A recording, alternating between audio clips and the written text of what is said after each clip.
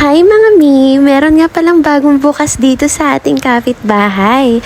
Oo, bagong ramen. Ay naman talaga naman. O, tingnan mo naman, Korean shop na Korean shop. May mga side dish and juices and rice cakes. O, diba? Meron pa yung kasamang melona and mga ice cream sandwiches.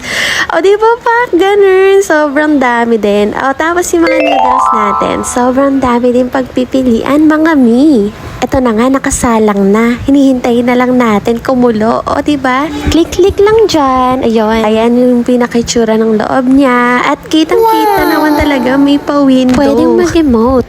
So, ayan. Nagtitimpla na tayo ng ramyun. I-mix-mix lang natin. Ayan. Akala ko cheese sauce yung binubuksan ko na yan. So, all this time, niisip ko cheese sauce. Tapos, the moment of truth, ayan.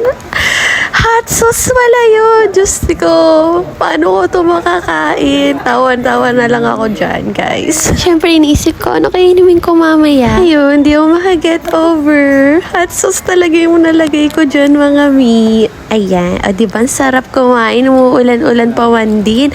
Ayan, halo-halo na natin. By the way, cheese yung pinili ko dyan eh. So, ina-expect ko talaga, cheese lang dapat ilalagay ko. Nakalimutan ko talaga. Akala ko talaga, cheese sauce yun.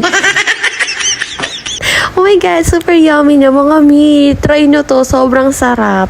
Cheesy siya na spicy. So, yun nga lang mga Mi, take note. Pag maglalagay ng sauce ha, konti lang. Hindi naman masyadong hot. Okay, tara kain na tayo. Enjoy! Sarap talaga yung partner ng melona pagkatapos ng ramyun. Visit yun na yung Gian House of Ramyun. Dito lang yun sa Patag.